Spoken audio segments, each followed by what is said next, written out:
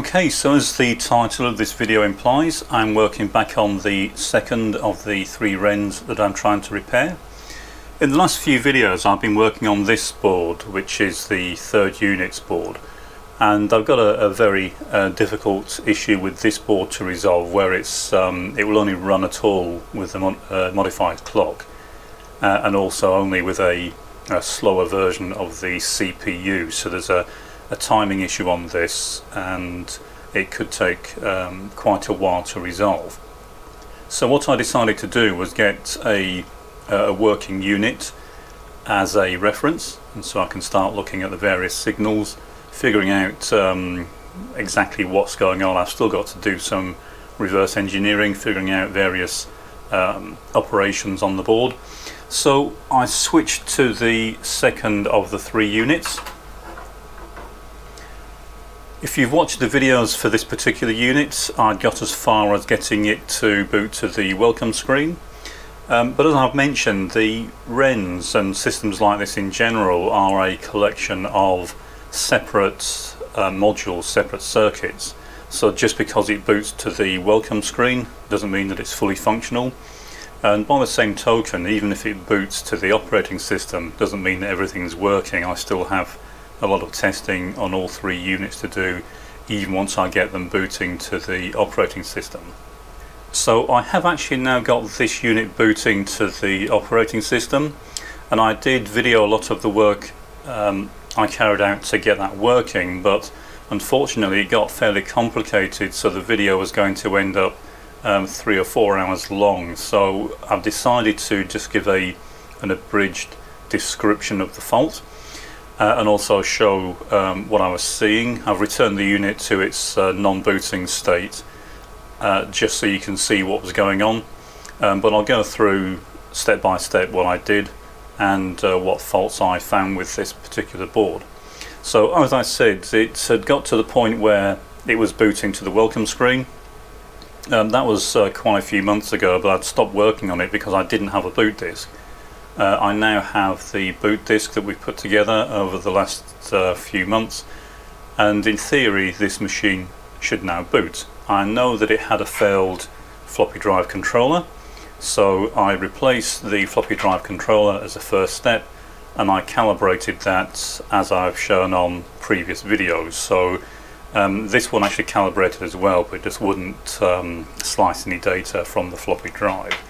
So fitted a new floppy drive controller chip, and it calibrated fine. So I set it to 450 nanosecond pulse width, 250 kilohertz frequency, and that worked fine. But when I came to try to boot, it still wouldn't boot up, but it did change the operation of the unit. So I'll just move the camera so you can see exactly what the unit was doing, and then I'll explain how I went about fault finding from that point on. Okay, so we're zoomed in a little bit to the floppy drive. So the top of these two drives is the first floppy drive, and it's the drive the machine tries to boot from. So I'll power the Wren up, and you'll see that the floppy drive does initialize. You saw it reset. Hopefully you can see the heads moving there. But it won't boot up. So we've now got the welcome screen on the Wren. I put the boot disk into the drive. As I said previously, this did nothing at all on this machine. It was completely dead, but as I say, I've replaced the floppy drive controller, and when I put the disk in, you can see that the head does indeed move to, and it appears to read, the first track.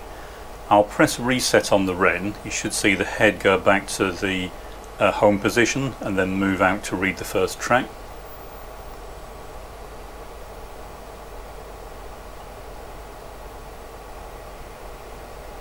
Which it's doing, and it does that every time.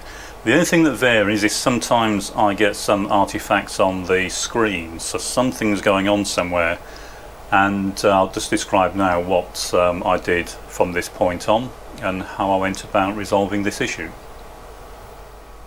Okay, when I initially first fitted the floppy drive controller chip, what would happen is when the machine reset, the drive didn't reset to the home position. What it did is it drove the read-write head fully out until it hit the mechanical stop, and it did that every time.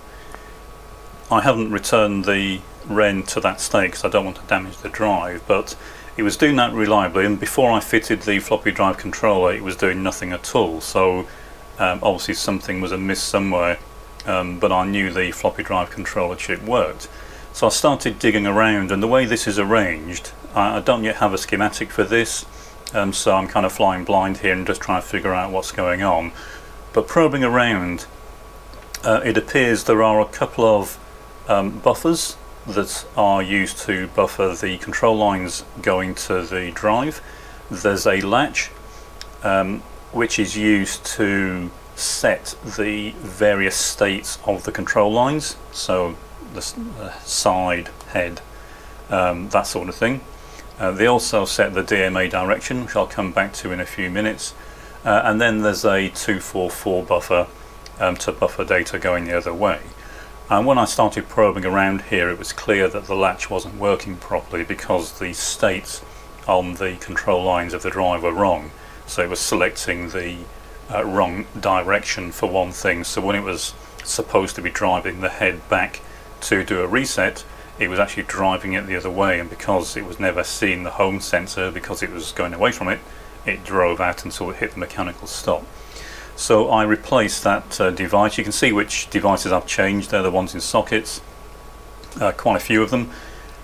So when I changed that, it did properly home, and it started doing what you're seeing now. So the next step was to figure out why it wasn't proceeding with the boot up, and this is where having some idea as to the overall operation of the system comes in extremely useful. So what I did is connect the logic analyzer. So I ended up using up an entire 3 pods worth of connections, and this is why I haven't included this in the video. It is quite an involved process, but what I was looking for was the data coming out of the floppy drive controller chip, and there did appear to be data coming out of it, and I've shown before how I went about capturing this on the previous board. But I'm expecting to see specific data in a specific order. So if we look at this is the code for the first sector on the floppy drive, floppy disk, and sometimes I would get, I'd actually get the inverse of these, so I'd get 31 for example, rather than CE, but that's still correct. And sometimes I would get 31 as I expected, and other times I would get something completely different, but it was usually one of these first 4 bytes that would appear, or the inverse of them. Other times it was just random, but mostly it was one of these. Could be purely coincidental, of course, but it did tend to indicate that the floppy drive controller and the floppy drive were working correctly up to a certain point.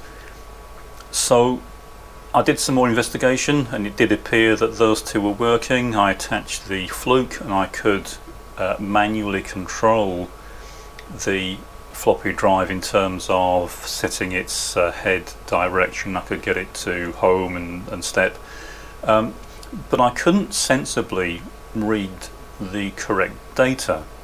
So whatever sector I wrote, or whatever track I wrote, it didn't seem to be properly reading the data. It was effectively, or seemed to be reading random sectors from the disk. So again, that comes down to understanding how this machine works, and it's a very clever machine. There are some features on here that you only really find in much larger machines, and although some of these features are now commonplace, this, don't forget, was designed a long time ago, and some of these features are implemented in discrete logic, whereas these days they would be in a large-scale integration device. One of those is the DMA mechanism. If you're not familiar with it, DMA is direct memory access, and what it allows the system to do is pass data directly from something like the floppy disk into RAM without it having to go through the CPU. So the CPU kind of sets up the DMA system and sets it rolling, and then the CPU can go away and do something else while the data is being transferred, and the DMA system takes care of itself until it's finished. It's normally implemented using counters and latches and buffers, and that's how it's implemented on this particular machine. So what I did, and what you've seen me do previously, was figure out what all the various ports are connected to, and I showed the port listing in a previous video, and in there I showed that port 5 was used to load this latch, and that includes the DMA direction, so the DMA can be used to both read data from the floppy drive into memory and from memory into the floppy drive, and it can be configured to transfer up to 256 bytes in one automated chunk.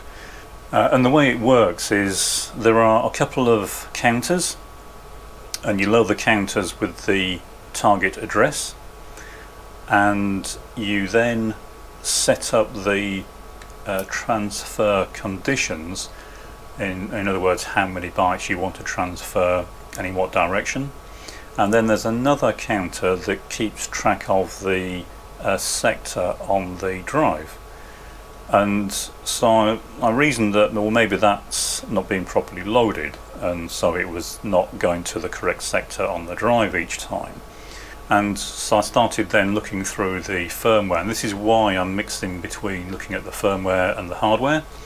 And when we look at a particular section of the firmware, again, this is a result of me doing find and replace, and I'd determined that port 7 and port 6 were there to load the address for the DMA system.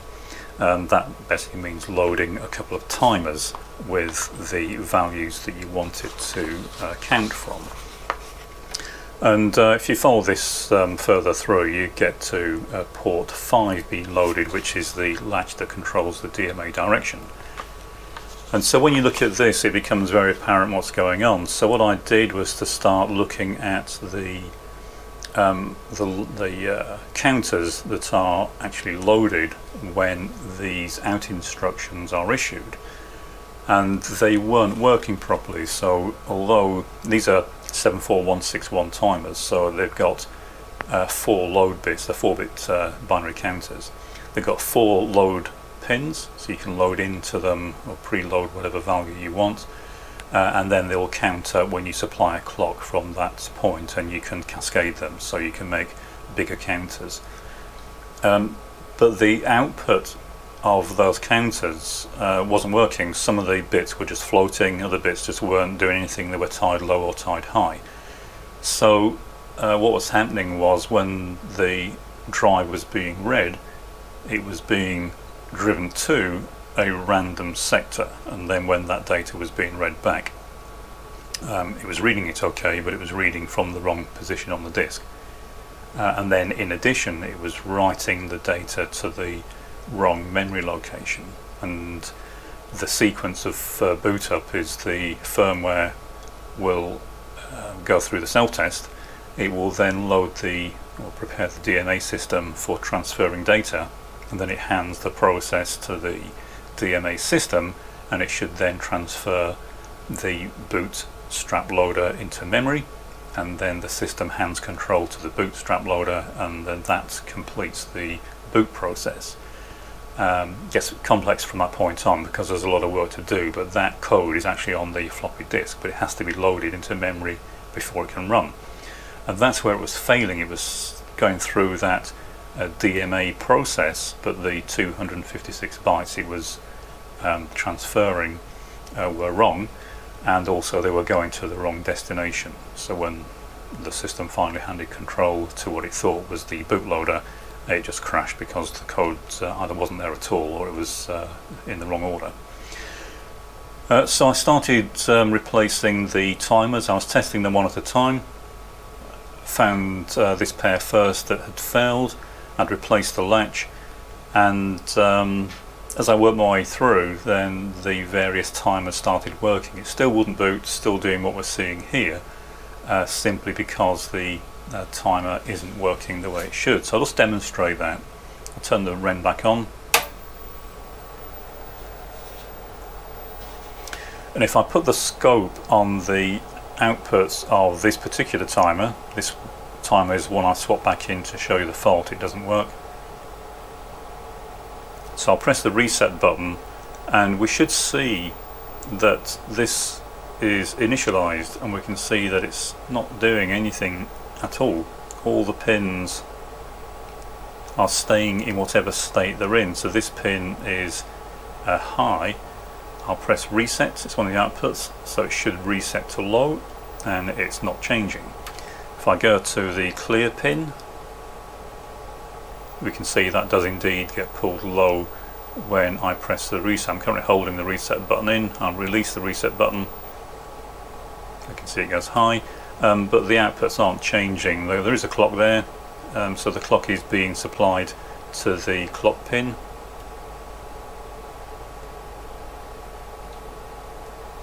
But there's nothing happening on the output of that counter, and that's what they were all doing, all showing very similar symptoms. So I replaced those. So I'll now swap this out for a working device. Okay, so we've now got what should be a working counter in there. We'll power the Wren back up. Look at the output of these counters, and we can see now that all the bits have indeed reset to low, which is what it should do. So what I'll do now is put the floppy disk back in, and I'll move the camera first so that you can have a close-up look to see what the drive is actually doing. So I have the welcome screen on the Wren. I'll put the floppy disk back in. And so as you can see now, the head is moving through and going to each of the tracks that it wants to read. And if I move the camera across, we can see that the Wren has now successfully booted. So I'll press reset, and it should reboot from floppy disk successfully, which it has done. And I've been through this now. As I said, I went through this in quite some detail, although I've skipped through a lot of the testing that I did. I did spend several hours going through and testing all the various functions on here. I haven't tested all the software, haven't tested all the peripheral functions. I've just been making sure it's reasonably stable. And unlike the other board, the Wren number 3 board, this one is now working in a nice, stable and reliable way. So what I can do is use this as testbed to investigate the non-stable board and try to figure out exactly what's going on. So what I found with this unit was just a collection of failed ICs. So we had the processor itself had failed. In fact, I don't know if this had failed initially. It's not working now, but it's actually the wrong processor. It shouldn't in theory work at all with this processor in. These are only 4 MHz processors, so I'm surprised that was in there, but it is what was fitted when I got the machine. And in fact it's the same version processor in all 3 that I have here, so that's kind of strange that they're fitted with the A version of the processor, but they're clocked at 6 MHz. We had the floppy drive controller, which was faulty. We had various buffers and a collection of other devices, latches, counters.